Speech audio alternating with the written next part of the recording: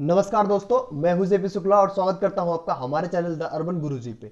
आज हम बात करेंगे यूएस और चाइना के बीच में जो करंटली कोल्ड वॉर स्टार्ट हो गई है उसके बारे में। इसके क्या रिपरकशंस आपको देखने को मिल सकते हैं और साथ ही साथ इंडिया का इसमें क्या फ़ायदा है या क्या नुकसान है, इन सारी चीज़ों के बारे में हम इस वीडियो में जानकारी हासिल करेंगे। तो अगर आप यूपीएससी के एस्पिरेंट हैं और आपको इंटरनेशनल रिलेशन टॉपिक से अच्छे मार्क्स स्कोर करने हैं तो इस वीडियो को पूरा देखिए। और साथ ही साथ अगर आप स्टेट पीसी की तैयारी कर रहे हैं तो ये टॉपिक आपके लिए वहाँ भी महत्वपूर्ण होगा। और अगर आपको ये लेक्चर अच्छा लगे तो अपने दोस्तों के साथ भी शेयर करिए। तो सबसे पहले हम लेक्चर को स्टार्ट करेंगे और देखेंगे कि यूएस और चाइना के बीच में कोल्ड वार क्यों स्टार्ट हुई और इसके स्टार्ट करने में कौन कौन सी ऐसी चीज़ें हैं जो एक तरह से स्टिमुलेशन का काम कर रही हैं। तो लेक्चर को स्टार्ट करते हैं। आप देखो यहाँ पे वॉशिंगटन पोस्ट का आर्टिकल मैंने दे रखा है। इसमें जो फॉरेन मिनिस्टर है चाइना के, वांग यी इनका नाम है, इन्होंने एक स्टेटमेंट इशू करी है। इन्होंने कहा है कि यूएस को to the brink of a new cold war, मतलब अमेरिका जैसी हरकतें कर रहा है उससे एक नई कोल्ड वार या फिर एक नया शीत युद्ध स्टार्ट हो रहा है।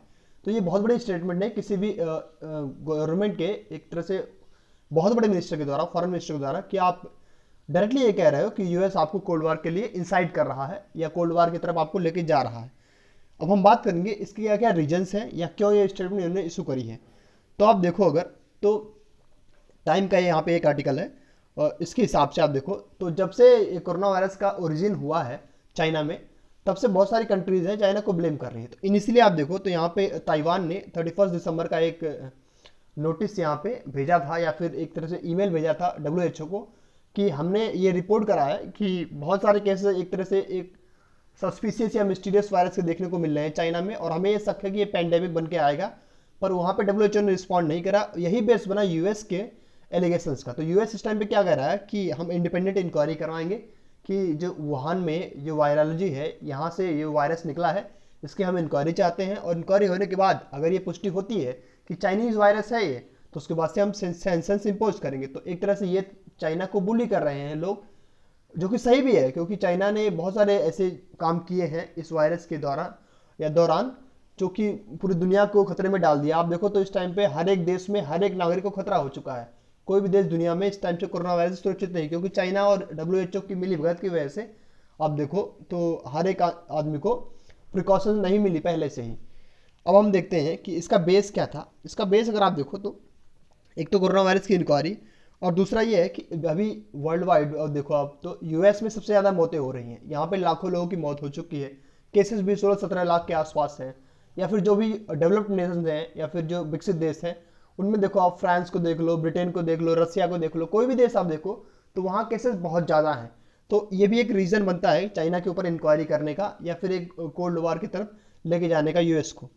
अब हम देखते हैं कि यूएस क्या करेगा। तो यूएस बेसिकली आपके पास ऑप्शंस क्या हैं, तो वो फाइनेंशियली रिटेलिएट करेगा और सैंक्शंस इम्पोज करेगा या फिर जो उसकी एलाइज कंट्रीज हैं यूरोप को लेके या फिर इंडिया वगैरह, उनको ये इम्पोज करेगा कि आप ऐसे लोगों से रिश्ता मत रखिए जो दुनिया भर के देशों में वायरस फैला रहे हैं।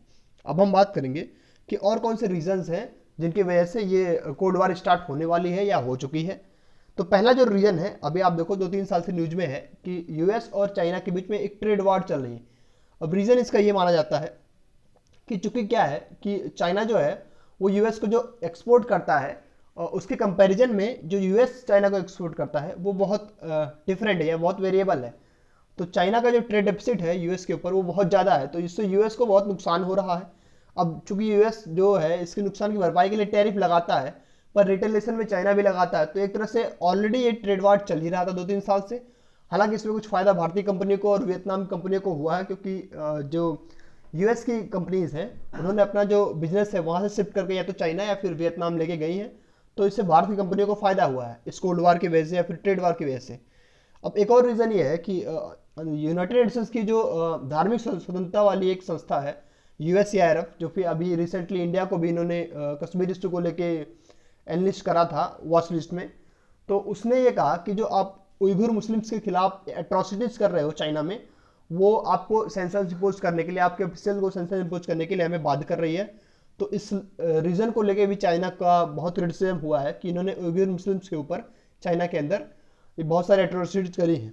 एक और रीज़न ये है कि अभी रिसेंटली में चाइना की 2 कंपनी है, उसको एक बाइडू है और एक अलीबाबा ग्रुप की कंपनीज है, उनको जो यूएस स्टॉक एक्सचेंज है और NYSE जिसको बोलते हैं न्यूयॉर्क स्टॉक एक्सचेंज, यहाँ से डीलिस्ट कर दिया गया है। तो ये कंपनीज वहाँ पे एक लार्ज स्केल पे पैसे कमा रही थी, और इनकी क्या है कि वहाँ पे ऑडिटिंग अच्छे से नहीं हो पा रही थी। तो यूएस का जो लॉ है उसके हिसाब से ये ऑडिटिंग नहीं कर रहे रहते।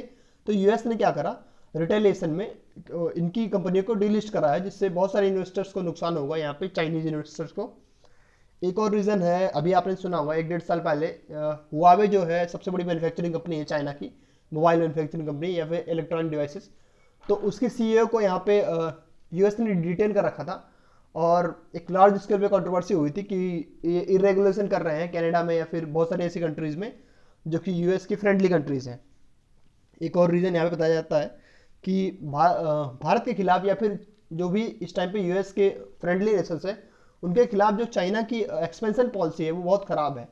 एक तो ये डेब्ट ट्रैप की पॉलिसी जो इनकी है कि देशों को लोन देते हैं और उसके बाद से वहाँ पे अपनी कॉलोनीज टाइप की बसाते हैं, जैसे आपने देखा श्रीलंका में, मालदीव्स में, या फिर अभी आप नेपाल में देख रहे हो भारत के जो मित्र राष्ट्र हैं उनके खिलाफ। तो ये चीज़ें चाइना को तो फायदा करती हैं, पर साथ ही साथ आप देखो तो यूएस को या फिर इंडिया को वो हर्ट करती हैं, क्योंकि जो इंटरेस्ट है इंडिया और यूएस के इनको ये हर्ट कर रही हैं। और साथ ही साथ ये जो पॉलिसीज है ये बहुत ही खतरनाक है। आप देखो तो एक तरह से वर्ल्ड वॉर की तरफ आप लेके जा रहे हो, क्योंकि आप देखो तो इंडिया के ही टेरिटरीज को एनक्रोच कर रहे हैं ये लोग, या फिर इनके बॉर्डर डिस्प्यूट हर एक देश के साथ बढ़ते जा रहे हैं। अब हम बात करेंगे कि भारत के पर्सपेक्टिव से इसका क्या रिलेवेंस है। तो आप अभी रिसेंटली देखो, आज की न्यूज़ है, चाइनीज ट्रूप्स ने लद्दाख में एक जगह है, गैलवा वैली बोलते हैं इसको, गैलवा वैली, ईस्टर्न लद्दाख में, तो वहाँ पे अपने ट्रूप्स डिप्लॉय करे हैं या इनको एनक्रोच करे हैं इंडियन टेरिटरीज में। रिटेलिएशन में भारतीय सैनिक भी वहाँ पे हैं, पर एक होता है रिटेलिएशन, एक होता है किसी की टेरिटरी पे आप हमला करो। तो ये जो नेचर है इनका, किसी की टेरिटरी पे हमला करना या फिर अपने स्टैंड को हमेशा चेंज करना, कभी ये कहते हैं कि इसका ईस्टर्न पार्ट हमारा है, कभी ये कहते हैं कॉरिडोर हमारा है। तो इनका जो स्टैंड है लद्दाख को लेके चाइना का, वो हमेशा से ही बदलता रहा है, और ये हमेशा से ये सोचते हैं कि ये दुनिया के हर एक टेरिटरी को अपना बना ले। तो ये पॉलिसी बहुत खतरनाक है भारत को लेके। हालांकि स्टैंड ऑफ भी हुआ, आप सुनो न्यूज़ को अच्छे, तो न्यूज़ इससे कवर करी। हालांकि मेन स्ट्रीम मीडिया ने, आप देखो तो मेन स्ट्रीम मीडिया ने इसको कवर नहीं करा है, पर जो आर्टिकल्स हैं, न्यूज़ एजेंसीज हैं, या फिर आप जो मीडिया ऐसी है प्रिंट मीडिया है, उन्होंने इसको कवर करा अच्छे से, और गवर्नमेंट को एक तरह से ध्यान में लाया है कि आप एटलीस्ट ऐसा तो एक्शन लीजिए जो कम से कम हमारी जो सिक्योरिटी है उसको रेलिवेंटली सही कर सकें। तो आप देखो तो अगर ये कोल्ड वार कंटिन्यू होती है और यूएस हमारे साथ आता है, हालांकि यूएस ने भी अब स्टेटमेंट दिया था इंडिया के फेवर में कि चाइना हमारी जो टेरिटरी है लद्दाख की उसको इनक्रोच कर रहा है और इंडिया को इंसाइट कर रहा है वॉर के लिए।